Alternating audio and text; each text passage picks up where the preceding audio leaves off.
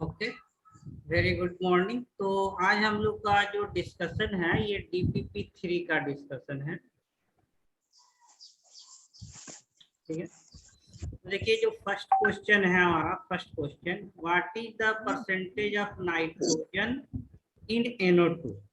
तो नाइट्रोजन का परसेंटेज निकालना है किसमें, NO2। ठीक है, तो देखिए जिस फॉर्मेट में आंसर दिया हुआ है उसी फॉर्मेट में हम लोग को थिंकिंग भी करना, सोचना भी है। अब उसको पूरा कैलकुलेट नहीं करना। तो कैसे परसेंटेज निकालते हैं कि इसमें मॉलिक्यूल में नाइट्रोजन कितना है, 14 ग्राम, और टोटल इसका मॉलिक्यूलर मास कितना होगा, नाइट्रोजन और 2 ऑक्सीजन है, तो नाइट्रोजन का 14 है, 2 ऑक्सीजन है, तो इसका 32 है, 46 और टोटल 46 हो गया। ठीक है, वेरी गुड। तो ये 46 हो गया, और इनटू क्या करता है, 100 से इसको मल्टीप्लाई, तो यही हमारा परसेंटेज ऑफ नाइट्रोजन हो गया। तो आंसर 2 होगा। हाँ सही है।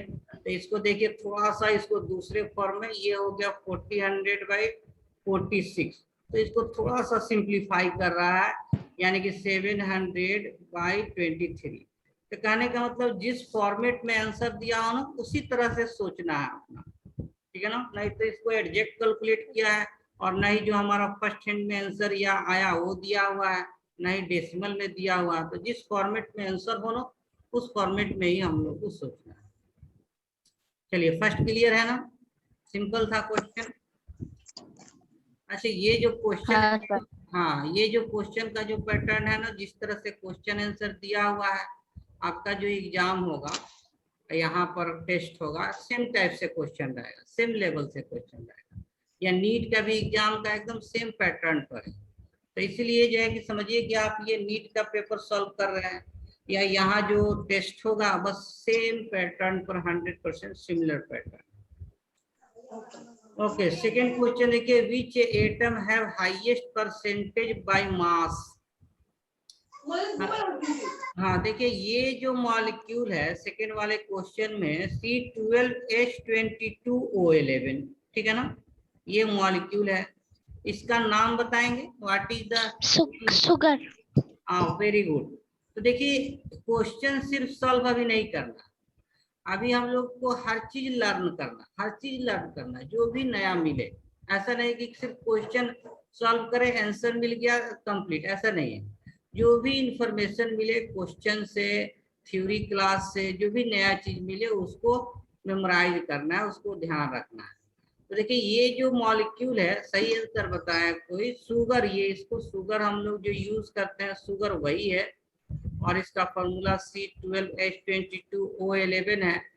और परसेंटेज पूछ रहा है किस एलिमेंट का परसेंटेज हाईएस्ट है। तो देखिए इसमें एलिमेंट कौन कौन सा है, इसमें जो एलिमेंट है कार्बन है, और कौन सा हाइड्रोजन है, और कौन सा है ऑक्सीजन है। ठीक है ना, कार्बन हाइड्रोजन ऑक्सीजन है। तो इसमें किसका परसेंटेज मास ज्यादा होगा। तो जाहिर सी बात, देखिए पर एटम कार्बन कितना, 12 एटम है, तो 12 एटम है, और इसका एटॉमिक मास 12 होता है, तो ये 144 ग्राम हो गया टोटल मास में, मॉलिक्यूलर मास में। हाइड्रोजन 22 ग्राम हो गया, और ऑक्सीजन 11 एटम है, तो 11 इंटू 16 तो ये 176 ग्राम आ गया। ठीक है ना, तो टोटल जो मास होगा मॉलिक्यूल का, मॉलिक्यूलर मास भी हम लोग निकाल सकते हैं। इसका जो है कि 342 ग्राम होता है मॉलिक्यूलर मास। शुगर का मॉलिक्यूलर मास कितना होता है, हाउ मच, 342 ग्राम, और इसका फॉर्मूला भी याद रखना है, सब चीज याद रखना है। तो देखिए इसमें मास तो ये कार्बन का हो गया 144, हाइड्रोजन का 22, एंड ऑक्सीजन का 176। तो देखने में ही लग रहा है कि 170 ऑक्सीजन का मास सबसे ज्यादा है, तो इसका परसेंटेज भी ज्यादा होगा। तो यहाँ कैलकुलेट करने की जरूरत नहीं है, ऑब्जेक्टिव क्वेश्चन में यही होता है कि अप्रोप्रिएट आंसर आपको जितना जल्दी हो आपको पता चलना चाहिए। सबका कैलकुलेट भी कर सकते हैं, लेकिन क्वेश्चन जब ऑब्जेक्टिव करेंगे तो आपको डायरेक्ट मानना होगा कि ऑक्सीजन का परसेंटेज मास ज्यादा होगा, क्योंकि इसका जो मास है, टोटल मास ऑक्सीजन का, ये सबसे ज्यादा है। या फिर ऐसे भी कह सकते हैं कि परसेंटेज जो मास है, परसेंटेज मास किसका सबसे ज्यादा है, ऑक्सीजन का ज्यादा है, क्योंकि इसका मास 176 है टोटल। उसके बाद किसका होगा, कार्बन का होगा, और सबसे लिस्ट किसका होगा, हाइड्रोजन का होगा। तो ऐसे ऑर्डर भी दे सकता है। तो यहाँ ऑक्सीजन आंसर है। तो यहाँ तक क्लियर ना 2 नंबर क्वेश्चन। सर जिसका मार्क्स ज्यादा होगा उसका परसेंटेज ज्यादा होगा एकदम क्या? 100%। जिनका एग्जाम में मार्क्स ज्यादा आएगा, तो कितने कितने मार्क्स का एग्जाम होता है, 500 या 700 जो भी है, तो जिनका मार्क्स ज्यादा होगा उनका परसेंटेज भी ज्यादा होगा, है कि नहीं। हाँ सर। हाँ, या बाई फार्मूला भी हम लोग देख सकते हैं कि परसेंटेज कैसे निकालते हैं। तो mass of carbon by total mass, ठीक है ना, और फिर mass of oxygen by total mass. Total mass तो फिक्स है ना, तो जिसका नोमिनेटर ज्यादा होगा उसका जो है परसेंटेज ज्यादा होगा। यहाँ बिना कैलकुलेट किए ही हम लोगों को आंसर टिक करना था। ओके, तो सेकंड क्वेश्चन क्लियर है। नेक्स्ट क्वेश्चन हम लोग प्रोसीड कर रहे हैं नेक्स्ट क्वेश्चन के लिए। देखिए क्वेश्चन नंबर 3। क्वेश्चन नंबर 3 की बात करें। ए compound content 2% sulphur by mass, तो मिनिमम मॉलिक्यूलर मास कंपाउंड का क्या है ना। तो देखिए 2% सल्फर बाय मास का मतलब ये है कि 2 ग्राम सल्फर है, सल्फर है 100 ग्राम कंपाउंड में। जो कोई भी कंपाउंड है सल्फर का, परसेंटेज हमेशा 100 में लेते हैं। तो 2 ग्राम सल्फर है 100 ग्राम सल्फर में, इसका मीनिंग ये हो गया 2% का। अब देखिए मिनिमम मॉलिक्यूलर मास का क्या मीनिंग है। मिनिमम मॉलिक्यूलर मास का मीनिंग ये है कि कम से कम एक सल्फर एटम होना चाहिए, एक मोल सल्फर एटम होना चाहिए। एक मॉलिक्यूल में एक सल्फर का जो है कि एटम, एक मोल मॉलिक्यूल में एक सल्फर का एटम होना चाहिए। तो इसका मीनिंग ये है कि 1 ग्राम सल्फर में मास कितना होगा, 100/2। तो 1 ग्राम सल्फर के लिए, तो 1 जो सल्फर जो है कि एटम है 1 मोल सल्फर, यानी कि 32 ग्राम अगर सल्फर लेंगे तो कंपाउंड का मोलर मास, कंपाउंड का मोलर मास क्या होगा, 100/2 इंटू 32। एक मिनट, तो ये देखिए 16, तो ये टोटल जो है 1600 हमारा, यानी कि आंसर सी है। अब बोलिए क्या बोल रहे हैं। सर आपने आंसर शीट में तो 1 नंबर दे के रखा था। क्या बोले। सर आपने जो आंसर दिया इसका। 3 का। हाँ सर आपने 1 नंबर दिया है। एक मिनट एक compound content 2% sulphur by mass, ठीक है। द मिनिमम मॉलिक्यूलर मास, अच्छा ठीक है। अच्छा एमयू दिया हुआ है आंसर, ठीक है ना। हाँ तो एमयू लेंगे हम लोग, एमयू दिया है तो एमयू लेंगे, क्लियर है ना। एमयू नहीं रहता तब हम लोग मॉलिक्यूलर मास को ग्राम में ही बाय डिफॉल्ट लेते हैं। तो आंसर हमारा 1 ही होगा, क्लियर ना। हाँ, तो यहाँ ग्राम है 32 यू ले लेंगे। तो देखिए 32, हाँ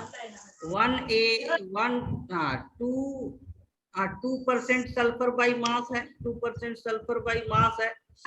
एक मिनट, 2% सल्फर बाई मास है आपका, compound content 2% sulphur by mass, the minimum molecular mass of the compound, ठीक है, ठीक है ना। तो 2u होगा इन 100 यूनिफाइड मास में। तो 1u में जो है कि 100/2, तो आपका 32 जो एटॉमिक मास है सल्फर का, दैट विल बी, तो 1600 mu जो है कि आंसर ये होता है। चलिए क्वेश्चन नंबर 4 हम लोग चले, प्रोसीड करें। सर, हाँ बोलिए। सर हमें कैसे पता चलेगा कि एमयू लेना है या कि जी लेना है? हाँ देखिए उसमें हम ये बताएं कि अगर मॉलिक्यूलर मास आपको पूछ रहा है कि मॉलिक्यूलर मास क्या है, ठीक है ना। तो मॉलिक्यूलर मास मतलब 1 मॉलिक्यूल का मास हो गया, इसका मीनिंग यही है। 1 मॉलिक्यूल का मास है, तो ये हमारा आंसर इसका वन मॉलिक्यूल या एटम का जो मास लेते हैं एमयू या यूनिफाइड मास में लेते हैं, ठीक है। अब कभी कभी ऐसा भी होगा कि मॉलिक्यूलर मास तो पूछता है लेकिन आंसर सब ग्राम में दिया रहेगा, ठीक है ना, सारा ग्राम में दिया रहेगा। तो फिर जो है कि यहाँ वन मॉलिक्यूल नहीं, हम लोग बाय डिफॉल्ट कभी कभी मॉलिक्यूलर मास को मोलर मास के ही इक्विवेलेंट लेते हैं, ये बाय डिफॉल्ट है। लेकिन अगर एमयू है तो वन मॉलिक्यूल ही लेंगे। तो आंसर के हिसाब से मैंने कभी कभी मॉलिक्यूलर मास को ही हम लोग मोलर मास कंसीडर कर लेते हैं, लेकिन अगर एमयू है तो मॉलिक्यूलर मास को वन मॉलिक्यूल का मास ही कंसीडर करें। बोलिए, क्लियर है? हाँ सर। हाँ यस सर। सर हाँ बोलिए। सर अगर यहाँ पे द मिनिमम मोलिकुलर मास की जगह पे अगर मिनिमम मोलर मास होता तो तब क्या करते हैं? हाँ, मोलर मास अगर दे देता तब तो ग्राम में लेंगे ना, मोल का मास हो गया एक मोल। मोलर मास अगर लिख देता तो फिर आंसर सी हो जाता। Okay sir. चलिए नेक्स्ट क्वेश्चन 4 नंबर देखते हैं। Which of the following have same empirical formula, है ना। तो इंपिरिकल फार्मूला सिंपल रेशियो होता है, सिंपल रेशियो होता है। देखिए इसका इंपिरिकल फार्मूला क्या हो जाएगा, CH2। इसका इंपिरिकल फार्मूला क्या हो जाएगा, CH3। इसका इंपिरिकल फार्मूला क्या हो जाएगा, CH2। इसका इंपिरिकल ये सिंपल फॉर्म में ही है। तो देखिए ये 1 और 3 जो है सेम है, answer D. Answer D.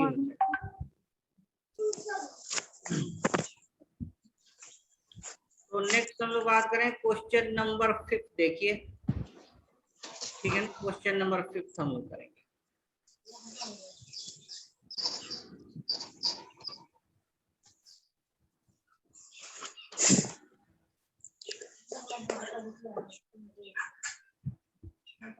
Question number 5 देखिए, यहाँ पर क्वेश्चन नंबर 5 कह रहा है कि वेपर डेंसिटी जो है, vapour density of A compound. अब देखिए ये नया टर्म है। क्वेश्चन से रहा है। ठीक है, क्वेश्चन नंबर हम लोग 5 कर रहे हैं। क्लियर है सब? देखिए कह रहा है the vapour density of A compound. अब देखिए ये वेपर डेंसिटी ये नया टर्म है हम लोग को, और आगे ये पढ़ेंगे हम लोग जब इक्विवेलेंट वेट पढ़ाएंगे तो उसमें एक टॉपिक हम लोग पढ़ेंगे कि डिफरेंट फार्मूला या different way, different method to determine atomic mass.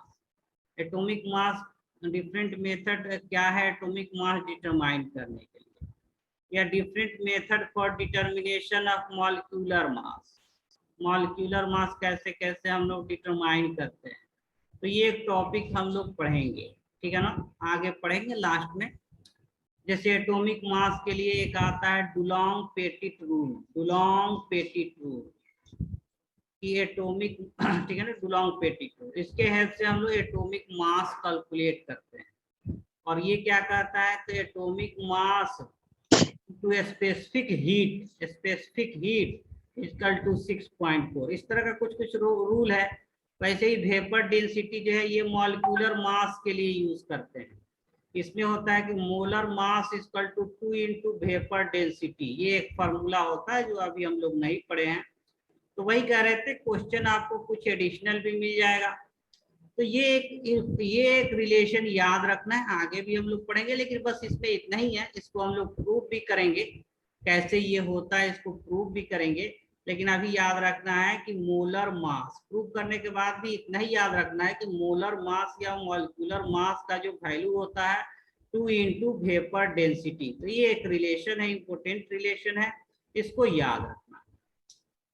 तो क्लियर है ना। तो कुछ लोग जो है डाउट में भी पूछा था कि वेपर डेंसिटी क्या है या वेपर डेंसिटी का क्या यूज है। तो वेपर डेंसिटी कंपाउंड का दिया हुआ है, कितना दिया हुआ है, 42 दिया हुआ है। तो 5 नंबर क्वेश्चन में देखिए हम लोग जब सॉल्व करेंगे तो वेपर डेंसिटी दिया हुआ है तो वेपर डेंसिटी लिख लेंगे 42। तो वेपर डेंसिटी दिया हुआ तो इस कंपाउंड का मोलर मास कितना हो जाएगा, बताइए कितना हो जाएगा, कितना हो जाएगा, सॉरी 84 हो जाएगा। कितना हो जाएगा? 84 हो जाएगा। कैसे हो जाएगा? अभी रिलेशन ये बता रहे थे कि मोलर मास क्या होता है, molar mass equal to 2 into vapour density, ठीक है ना। ये वाला फॉर्मूला हम लोग यूज किए तो मोलर मास पता चल गया कंपाउंड का। अब देखिए इसमें पूछ क्या रहा है, तो कंपाउंड का परसेंटेज ऑफ दिया हुआ, परसेंटेज ऑफ कार्बन दिया हुआ है, परसेंटेज ऑफ हाइड्रोजन दिया हुआ है, और इसका कार्बन हाइड्रोजन और ऑक्सीजन 3 एटम से मिलकर बना हुआ है, और इसका मॉलिक्यूलर फॉर्मूला क्या होगा ये पूछ रहा है। तब देखिए मॉलिक्यूलर फॉर्मूला हम लोग कैसे निकालते हैं। मॉलिक्यूलर फॉर्मूला तो पहले इंपिरिकल फॉर्मूला निकालना होगा, उसको n से मल्टीप्लाई करना होगा। और n कैसे निकालते हैं, तो मॉलिक्यूलर मास और बाय इंपिरिकल वेट जो है या इंपिरिकल मास लेते हैं। मॉलिक्यूलर मास तो यहाँ आ गया 84 है, और इंपिरिकल मास जो है, इंपिरिकल वेट जो है इंपिरिकल फार्मूला से निकलेगा। तब हम लोग का क्या टारगेट है कि इंपिरिकल फार्मूला इसका कैलकुलेट करना है, ठीक है ना। देखिए इंपिरिकल फार्मूला जो कैलकुलेट करना है, कैसे कैलकुलेट करेंगे, इंपिरिकल फार्मूला कैसे कैलकुलेट करेंगे। देखिए इंपिरिकल फार्मूला के लिए जो प्रोसीजर है, इंपिरिकल फार्मूला के लिए जो हमारा प्रोसीजर है, हाँ देखिए इंपिरिकल फार्मूला के लिए क्या प्रोसीजर है। कार्बन का परसेंटेज दिया हुआ है, परसेंटेज ऑफ कार्बन दिया हुआ है, कितना दिया हुआ है 400/7 दिया हुआ है। परसेंटेज ऑफ हाइड्रोजन दिया हुआ है, परसेंटेज ऑफ हाइड्रोजन कितना दिया हुआ है 100/21 दिया हुआ है। इसमें देखिए एक और एलिमेंट है ऑक्सीजन, तो परसेंटेज ऑफ ऑक्सीजन भी हमको चाहिए। तो ऑक्सीजन का तो परसेंटेज मेंशन नहीं है, तो फिर इसको क्या करेंगे, इस दोनों का परसेंटेज ऐड कर देंगे, 100 में से माइनस कर देंगे। देखिए 100 माइनस 400/7 प्लस 100/21, तो ये ऑक्सीजन का परसेंटेज आ जाएगा। ये कितना होगा, तो 100 हो जाएगा, और इसको माइनस करेंगे, ये 21 हो जाएगा, और 7 3 जा 21, तो ये 1200 ठीक है ना, और प्लस ये 100 हो जाएगा, 100 और ये परसेंटेज ऑक्सीजन का, ठीक है ना। इसको सॉल्व करेंगे तो देखिए इसको फिर मल्टीप्लाई करेंगे, 2100 हो जाएगा, माइनस ये 1300 ऐड हो जाएगा, 1300 हो जाएगा, डिवाइडेड बाय 21, तो देखिए ये 800 और बाई कितना आ गया 21, ये ऑक्सीजन का परसेंटेज आ गया। तब कार्बन हाइड्रोजन ऑक्सीजन तीनों का परसेंटेज पता हो गया। हाँ बोलिए, क्लियर है यहाँ तक ना। चलिए अब देखिए कार्बन एक ये हमारा ये वाला पार्ट था, इसका क्वेश्चन नंबर 5 का ये पार्ट था, और दूसरा पार्ट ये हो गया, कार्बन हाइड्रोजन का परसेंटेज आ गया। अब क्या करते हैं कि जो कार्बन है, हाइड्रोजन है, ऑक्सीजन है, इसका जो परसेंटेज है, तो परसेंटेज से number of atom, mole of atom या नंबर ऑफ एटम निकालते हैं। नंबर ऑफ एटम या मोल ऑफ एटम जो कहें निकालना होता है। तो इसको कैसे कलेक्ट करेंगे, तो percentage of carbon divided by atomic mass. देखिए percentage of carbon divided by atomic mass, तो जो नंबर ऑफ एटम निकालेंगे, number of atom percentage of carbon कितना है, तो 400, रेड से ही ले, हाँ कितना है 400 है, परसेंटेज ऑफ कार्बन 400 है, डिवाइडेड बाय 7, और इसका एटॉमिक मास कितना होता है, ये 12, सॉरी डिवाइडेड बाय 12 परसेंटेज है, और उसको एटॉमिक मास से डिवाइड, हाँ परसेंटेज है, उसको एटॉमिक मास से हम लोग डिवाइड करेंगे, तो 12 से इसको डिवाइड कर दिए। इसको सिंपल फॉर्म में लिख सकते हैं 400 है कि हाँ ये जो है कि 4 से हो जाए 4 3 जा 12, तो ये 100 और बाई जो है कि 21 हो जाएगा, 121 हो जाएगा। अब देखिए percentage number of atom of hydrogen निकालें, हाइड्रोजन का एटम कितना होगा, तो परसेंटेज डिवाइडेड बाई, परसेंटेज कितना है 100/21 डिवाइडेड बाई एटॉमिक मास 1 होता है, तो ये भी कितना आ गया 100/21 आ गया। और 21 हाँ number of atom of oxygen लेंगे, तो 800 डिवाइडेड बाई 21 है, इसका एटॉमिक मास 16 होता है। देखिए 8 2 जा 16, ये भी हो जा रहा है, तो 100 बाई ये हो जाएगा 42। अब देखिए इसको हम यहाँ पर जो दिया है इसको डेसिमल या होल नंबर में भी लिख सकते थे, फ्रैक्शन में भी लिख सकते थे, लेकिन कोशिश करना है कि जितना कम कैलकुलेशन हो, नहीं। और देखिए इसी फॉर्म में कितना आसानी से कट जा रहा है, ठीक है ना। तो ये ध्यान रखना है, थोड़ा सा वहां पर देखना होता है कि किस तरह से हम लिखें कि बहुत सिंपल फॉर्म में उसका जो है कि कैलकुलेशन भी हो जाए, बहुत सिंपल फॉर्म में कैलकुलेशन भी हो जाए। अब देखिए इसको क्या करते हैं, सिंपल रेशियो में लिखते हैं। सिंपल रेशियो में कैसे लिखते हैं, तो जो मिनिमम नंबर है उससे सबको डिवाइड कर देते हैं। तो 100/21 से इसको डिवाइड कर देंगे, 1 हो जाएगा। इसको देखिए सेम है, ये भी जो है कि 1 हो जाएगा, और इसको डिवाइड कर देंगे तो ये 2 हो जाएगा। कहने का मतलब 100 बाई क्या है, 42 है, और इसको डिवाइड करना है किससे, 100/21 से। तो ये होगा ना 100/42 इंटू 21/100। ये देखिए 2 से कट जा रहा है, सॉरी, तो ये कितना आ जाएगा, जो है कि 1/2 आ जा रहा है। कितना आ जा रहा है, 1/2 आ जा रहा है। तो 1/2 का मतलब क्या है, 0.5 है। अब देखिए ये होल नंबर में नहीं है, तो इसको सिंपल होल नंबर रेशियो में लिखेंगे। कैसे होगा, तो इसको 2 से मल्टीप्लाई कर दिया, सबको 2 से मल्टीप्लाई कर दिया, तो ये 2 हो गया, ये 2 हो गया, ये 1 हो गया। तो ये देखिए हमारा जो सिंपल होल नंबर रेशियो है, यही इंपिरिकल फॉर्मूला आ जाता है। तो कंपाउंड का इंपिरिकल फॉर्मूला क्या हो गया कि कार्बन जो है कि हमारा कितना है, 2 है, हाइड्रोजन कितना है, 2 है, ऑक्सीजन हमारा कितना है, 1 है। तो ये इंपिरिकल फॉर्मूला हो गया। तो देखिए इंपिरिकल फॉर्मूला से जो इंपिरिकल वेट आएगा कितना हो गया, इंपिरिकल वेट कितना होगा, तो 12 देखिए 24 कार्बन का कितना हो गया, 24 मास हो गया। हाइड्रोजन कितना है, 2 है, ऑक्सीजन कितना है, ये 16 है, 16 है। ये टोटल कितना हो गया, देखिए तो 42 हो गया, और 2 1 3 ये 42 हो गया। तो यहाँ से n का वैल्यू क्या मिल गया कि 84 डिवाइडेड बाई 42, तो n का वैल्यू क्या आ गया, 2 आ गया। तो अब हमारा मॉलिक्यूलर फॉर्मूला क्या होगा, मॉलिक्यूलर फॉर्मूला क्या होगा, empirical formula into 2। Empirical formula क्या है, C2H2O, और इसको 2 से मल्टीप्लाई करेंगे तो C4H4O2। ये हमारा मॉलिक्यूलर फॉर्मूला होगा, C4H4O2। देखिए ऑप्शन 3 वाला मिल रहा है क्या,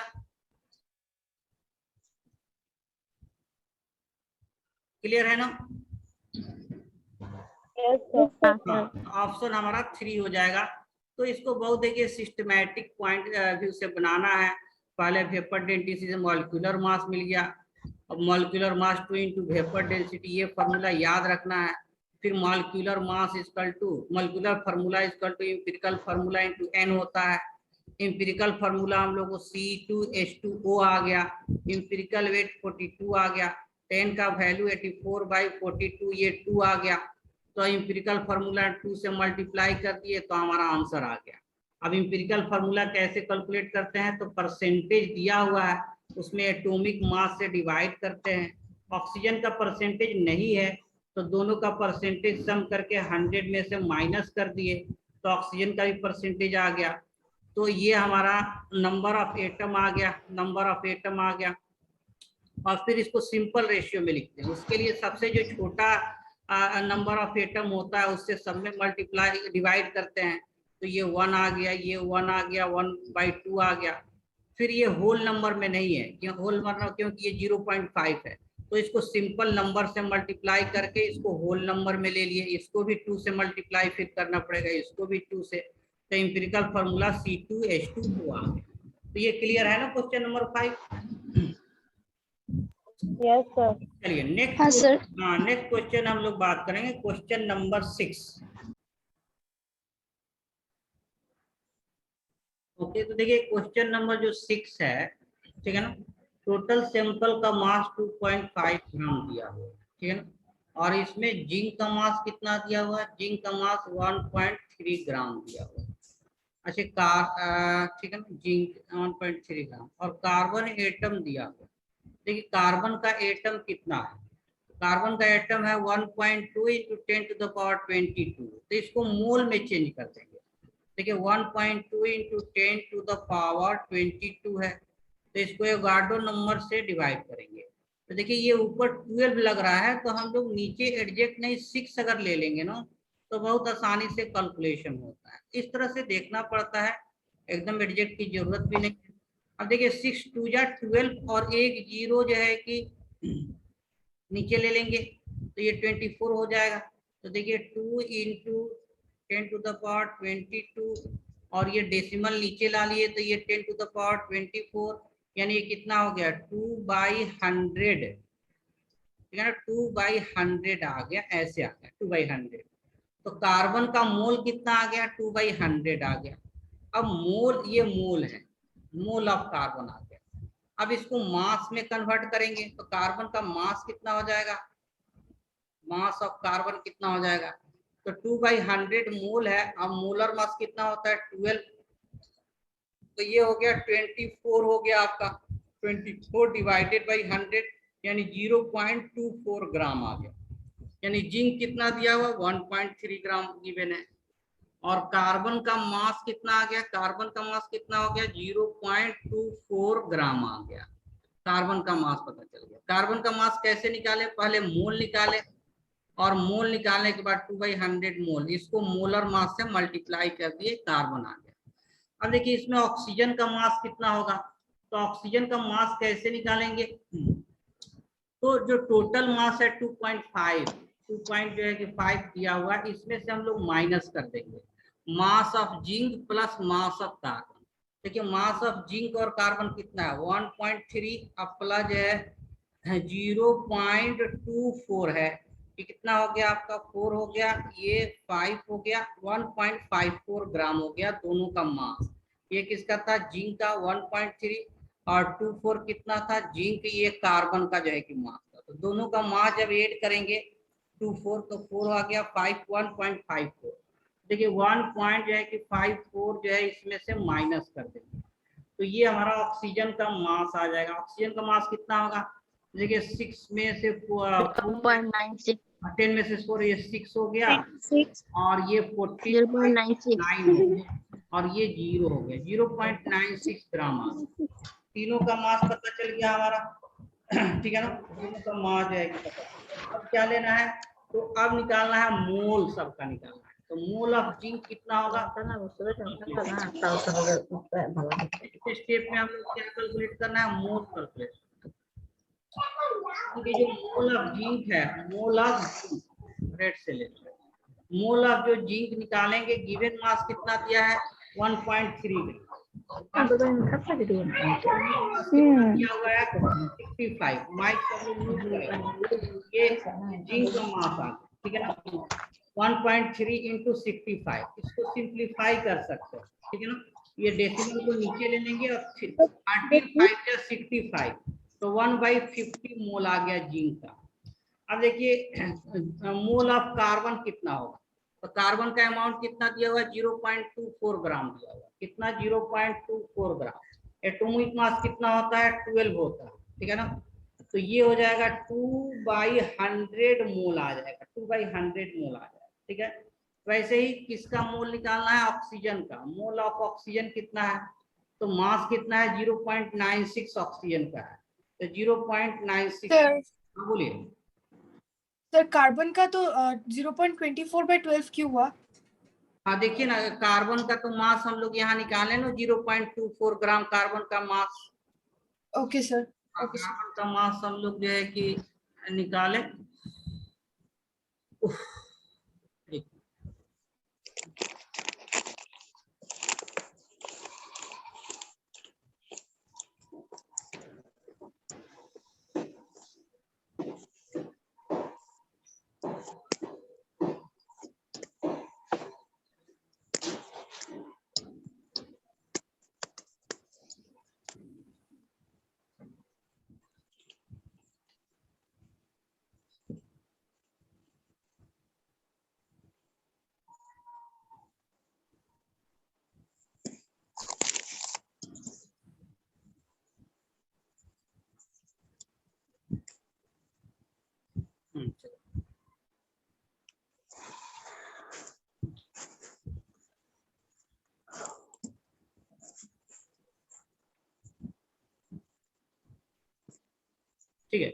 तो ये कार्बन का जो ये जिंक का मास दिया होता है बटा एटॉमिक मास 65, ये कार्बन का मास दिया तो हम लोग कैलकुलेट किए, इसका नंबर दिया हुआ है, इससे मोल निकाले और मोल को फिर 2/100 मोल और इसको मोलर एटॉमिक मास से मल्टीप्लाई किए तो कार्बन का नंबर से मोल और मोल से उसका गिवन मास पता चल गया 0.24 ग्राम।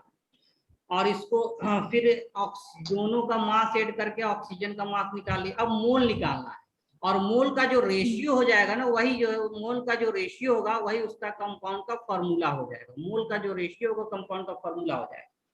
तो जो जिंक ऑक्सीजन का जो है, ऑक्सीजन का एटॉमिक मास कितना होता है 16, और 16 जो है कि देखिए ये कट जाएगा 6 से, by 100. हाँ ठीक है ना, 2 डेसिमल जीरो आ जाएगा, नीचे आ जाएगा, और ये 6 से 6/100 आ जाएगा। तो ये आ गया mole of zinc, mole of carbon, mole of oxygen. अब देखिए इसको हम लोग को सिंपल, इसको जो रेशियो को सिंपल रेशियो में लेना है। सिंपल रेशियो में कैसे लेंगे, तो इसको अगर सबको 100 से मल्टीप्लाई कर देना, Minimum number divide. 100 से मल्टीप्लाई कर देना, सबको 100 से मल्टीप्लाई कर देना, तो रेशियो क्या हो गया, ये 2 आ गया, ये जो है कितना हो गया, जो है कि ये भी 2 आ गया, और ये जो है कि 6 आ गया। तो 2:6 आ गया। इसको और सिंपल फॉर्म में लिखेंगे तो 1:3, यानी कि जिंक 1 एटम है, कार्बन का भी 1 एटम है, और ऑक्सीजन का कितना है 3 एटम है। जिंक 1 एटम है, कार्बन 1 एटम है, ऑक्सीजन 3 एटम है। आंसर बी होगा। बोलिए, Number 2. क्लियर है ना?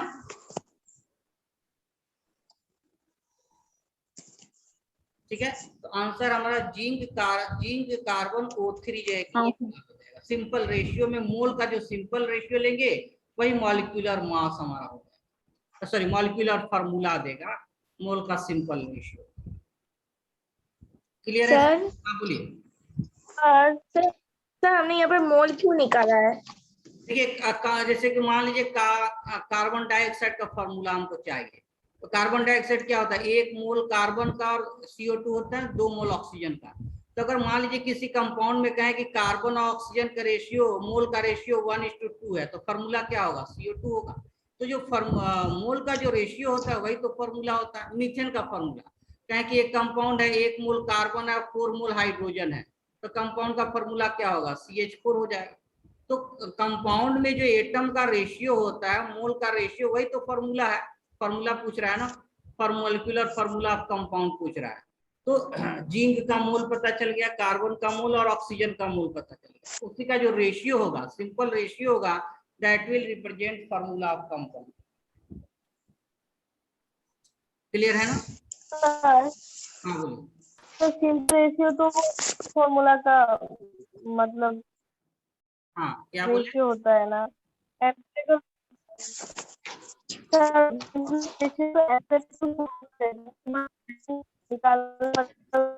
फॉर्मूला।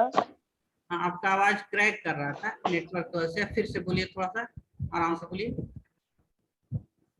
तो सिंपल रेशियो जो है वो तो एम्पिरिकल फॉर्मूला देता है। एम्पिरिकल फार्मूला होता है, एडजेक्ट सही बोले। तो देखिए सही बात है, यहाँ पर हाँ एकदम आप सही है। यहाँ पर जो है ना, यहाँ पर ये एम्पिरिकल फार्मूला ही होना चाहिए। यहाँ ऐसा नहीं कहेंगे कि बाय डिफॉल्ट जो है कि यहाँ एक्चुअली एम्पिरिकल फार्मूला ही होना चाहिए, लेकिन फिर भी अगर मॉलिक्यूलर फार्मूला भी दिया है, ठीक है ना, तो ऑप्शन के हिसाब से भी कभी कभी जो है कि आंसर, लेकिन यहाँ एक्यूरेटली एम्पिरिकल फार्मूला होना चाहिए, नो डाउट। ये सर कभी कभी तो मॉलिक्यूलर फार्मूला एक एम्पिरिकल फार्मूला की इक्वल हाँ हो ये भी सकता है, है। कभी कभी empirical formula molecular formula same होता है, तो कभी कभी मीनिंग सेम भी लेना है, ठीक है ना, या फिर टू द पॉइंट कहें तो यहाँ मोर एप्रोप्रिएट एम्पिरिकल फार्मूला ही होना चाहिए, ऐसे भी कर सकते हैं, दोनों सही है। हाँ ठीक है सर मतलब यहाँ पे एम्पिरिकल फार्मूला मॉलिक्यूलर फार्मूला इस कंपाउंड में सेम है, इसलिए ये लिया है। हाँ इसलिए भी देगा जो है, सही बात है। चलिए तो 6 नंबर तक क्लियर है ना। नाउ वी हैव, टाइम भी लगभग हो रहा है, कितना क्वेश्चन है, 1 2 3 4 क्वेश्चन है, तो 4 क्वेश्चन कर ले या नेक्स्ट क्लास में करना है, क्योंकि ये भी कल सर करा दीजिए, हम लोग का नेक्स्ट नहीं है क्लास। नेक्स्ट क्लास नहीं है। सर ने बोला कि मैं इशू। ओके ओके चलिए थोड़ा सा कर लेते हैं। देखिए क्वेश्चन नंबर 7 देखते हैं। Question number 7, an oxide of osmium, osmium का ऑक्साइड दिया हुआ है और ये बता रहा है इसके बारे में कि पेल येलो सॉलिड होता है और इसमें इतना ग्राम कंपाउंड का, सेम क्वेश्चन है 6 और 7 सेम पैटर्न पर है। ये कंपाउंड का वेट मास दिया हुआ है 2.794 ग्राम और इसमें ऑस्मियम का मास दिया हुआ है 2.09 ग्राम। तो ऑक्सीजन का मास पता चल जाएगा। देखिए टोटल मास है 2.794 और इसमें ऑस्मियम को ऐसे लिखते हैं, ऑस्मियम का वेट कितना है 2.09 है।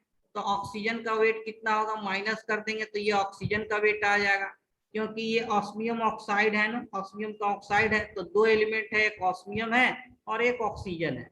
तो ऑक्सीजन का वेट कितना हो जाएगा 4 हो जाएगा, 9 माइनस 9 0 हो जाएगा, ये 7 हो जाएगा और 2 से 2 0 हो जाएगा। तो ऑक्सीजन का मास कितना हो गया 0.704 आ गया, ठीक है ना।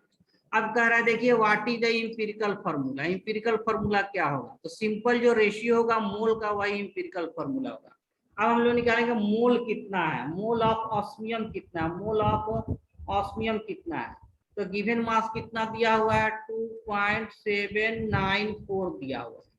देखिए ऑस्मियम का यहाँ एटॉमिक वेट भी दे दिया हुआ है, कितना दिया हुआ है 190 दिया हुआ है, ये 190 दिया हुआ ऑस्मियम का एटॉमिक वेट दे दिया, ठीक है ना 190। सर ऑस्मियम का ग्राम 2.09 दिया है आपने, 2.794 दिया। ऑस्मियम का सॉरी ऑस्मियम का वेट कितना है 2.09 दिया, सही बोले। ऑस्मियम का वेट कितना दिया 2, तो टोटल मास दिया हुआ था, ठीक है। ऑस्मियम का वेट कितना दिया 2.09 दिया हुआ है, देखिए 2.09 ऑस्मियम का वेट दिया हुआ है, ठीक है ना। और ठीक है, तो इसको हम लोग जो है ये मोल ऑफ ऑस्मियम आ गया, इसको सिंप्लीफाई कर सकते हैं। कैसे सिंप्लीफाई करेंगे, तो ऐसे कर लीजिए 209 ले लीजिए और ये 190 ले लीजिए और इनटू डेसिमल को नीचे कर दे रहे हैं 100 में, ठीक है ना। अब देखिए 190 से 190 वन टाइम में जाएगा और 190 के बाद फिर आपका ऐसे डिवाइड कर देंगे, 209 है और इसको डिवाइड कर रहे हैं 190 से। देखिए 1 टाइम्स में जाएगा, ये आगा 190, तो फिर कितना बच गया हमारा जो है कि ये 9 हो गया और ये 10 में से 9 90 हो गया, ठीक है ना। तो 90 बचा, तो फिर जब 90 बचा तो देखिए इसको जो है डेसिमल ले लेंगे तो 190 हो जाएगा, फिर 1 से ये ले लेंगे, 1 से ले लेंगे तो 190 ये कट गया, तो ये कितना आ गया 1.1 डिवाइडेड बाई 100, तो ये कितना हो गया 0.011 आ गया, मोल ऑफ ऑस्मियम आ गया।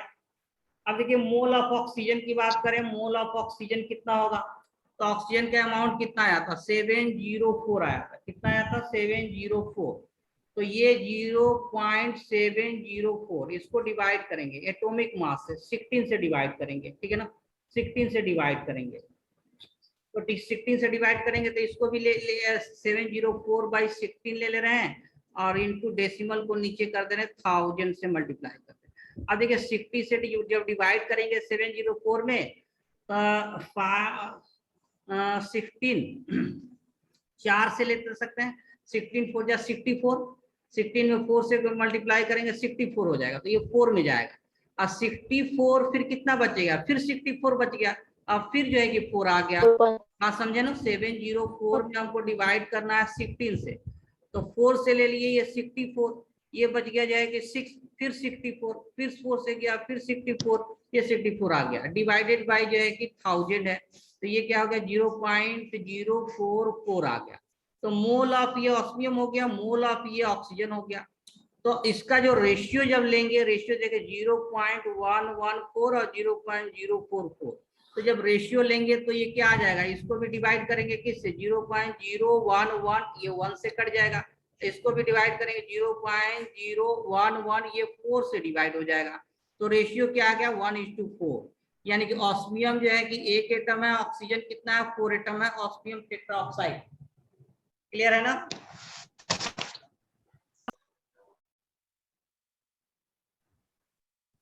ओके देखिए इसमें पोटेशियम का परसेंटेज, मैग्नीज का परसेंटेज, ऑक्सीजन का परसेंटेज मेंशन है। इसको एटॉमिक मास से डिवाइड करेंगे तो नंबर ऑफ एटम आएगा, तो 1.01 या इसको 1 ले सकते हैं। देखिए 27.9, ठीक है ना। तो ये लगभग 2 टाइम्स है, नियर बाय जो है 2 टाइम्स है। देखिए 27 54 हो जाएगा और जो है कि 1.8 हो जाएगा, 1/2 55 1/2 इसको ले सकते हैं। अब फिर क्या है जो है कि आपका ऑक्सीजन कितना है, ये 32.5 है, तो इसको 16 से डिवाइड करेंगे, 16 से डिवाइड तो ये 2 आ जाएगा, या एकदम एक्यूरेट कीजिएगा 2 तो 2 भी चलेगा इसमें। तो अल्टीमेटली देखिए क्या आ गया, इसका 1 आ गया, इसका 0.5 आ गया और इसका 2 आ गया। इसको हम लोग सिंपल होल नंबर रेशियो में लिखेंगे, तो इसको भी 2 से मल्टीप्लाई कर देंगे, इसको भी 2 से मल्टीप्लाई कर देंगे, इसको भी 2 से मल्टीप्लाई कर देंगे। तो K1 एटम जो है कि देखिए K एटम 2 हो जाएगा, मैग्नीज जो है कि ये 1 हो जाएगा, K2Mn हो जाएगा और ऑक्सीजन 4 आ जाएगा, K2MnO4। तो ये K2MnO4 जो है कि ऑप्शन कहाँ आ गया, ये ए ऑप्शन करेक्ट है। चलिए क्वेश्चन नंबर 9 देखिए सैंपल है कैल्शियम कार्बोनेट है, कैल्शियम का परसेंटेज दिया हुआ है 40%, कार्बन 12%, ऑक्सीजन 48%। तो कह रहे हैं law of constant proportion is 2, the mass of calcium in 5 gram of calcium carbonate. देखिए सबका परसेंटेज दिया हुआ है। अगर कह रहा है कैल्शियम कार्बोनेट जो है, कैल्शियम कार्बोनेट 5 ग्राम है, तो इसमें कैल्शियम कितना परसेंट हो जाएगा, तो 5 ग्राम का 40% निकाल लेना है। 5 ग्राम का 40%, 0 से 0 कैंसिल होगा और देखिए 5 4 जा 20 है, 20/10 यानी कि 2 ग्राम हो जाएगा। तो आंसर जो है कि 2 ग्राम है। परसेंटेज सबका दिया हुआ है, टोटल मास कंपाउंड का दिया हुआ। तो कैल्शियम अगर कैल्शियम कार्बोनेट 5 ग्राम है तो 40% इसका कितना हो जाएगा, 2 ग्राम हो जाएगा। तो आंसर जो है कि बी है। 10 नंबर क्वेश्चन देखिए, sample of compound content 9.75 gram zinc, इतना एटम ऑफ क्रोमियम और इतना gram atom of oxygen. What is the empirical formula for the compound. तो ये देखिए, ये हम लोग यहाँ से जो कर रहे हैं ना, क्वेश्चन नंबर 6 से लेकर यहाँ तक ये एकदम सेम पैटर्न पर क्वेश्चन है, सेम पैटर्न पर क्वेश्चन है। तो ये एक क्वेश्चन आपके लिए छोड़ दे रहे हैं, क्लियर है ना। बट सर क्रोमियम का एटॉमिक मास कैसे निकालेंगे? बता दे रहे हैं। देखिए ये जिंक दिया हुआ है, जिंक का तो एटॉमिक मास दिया हुआ है। अच्छा क्रोमियम जो है, क्रोमियम का नंबर ऑफ एटम दिया हुआ है, तो पहले इसको मोल में चेंज कर लेंगे। अब मोल में चेंज करने के बाद क्रोमियम है ना, क्रोमियम का एटॉमिक मास 54 होता है, क्रोमियम के बाद मैग्नीज 55 होता है, आयरन 56 होता है। तो 54 से मल्टीप्लाई करेंगे ना तो ग्राम एटॉमिक मास है, तो ये ग्राम में वैल्यू आ जाएगा। और ऑक्सीजन का देखिए क्या दिया हुआ है, 0.6 ग्राम एटम ऑफ ऑक्सीजन दिया हुआ है। तो ग्राम एटम का मतलब मोल हो गया, 0.6 मोल ऑफ ऑक्सीजन, ये ध्यान रखना है, ग्राम एटम ऑफ ऑक्सीजन है। तो 0.6 मोल ऑफ ऑक्सीजन मतलब 16 और 9.6 ग्राम हो गया, 6 gram and 0.6 gram atoms of oxygen, ठीक है। तो 9.6 ग्राम तो यही आ जा रहा है। और बाकी जो है कि जो कंपाउंड, अच्छा जिंक कितना ग्राम है, ठीक है, इसको भी ग्राम में चेंज करेंगे। और ये ग्राम एटम ऑफ ऑक्सीजन है, यानी कि मोल ऑफ ऑक्सीजन 0.6 मोल। तो 0.6 मोल को एटॉमिक मास से मल्टीप्लाई किए 9.6 ग्राम। सबका मास पता चल गया, जिंक का मास है, ऑक्सीजन का मास है और क्रोमियम का एटम दिया हो, इसका मास निकाल देंगे। तो इससे हम लोग को एम्पिरिकल फॉर्मूला, तो ये आपके लिए सॉल्व कीजिए। इसका आंसर जो है कि कितना है, शायद आंसर ए आ रहा है, ZnCrO4, लेकिन इसको सॉल्व कर रहे हैं। चलिए ठीक है ना, okay okay sir. Okay, thank you. हम लोग नेक्स्ट क्लास में DPP 4 और 5 डिस्कस करेंगे। Okay sir. Okay sir, thank you thank you sir.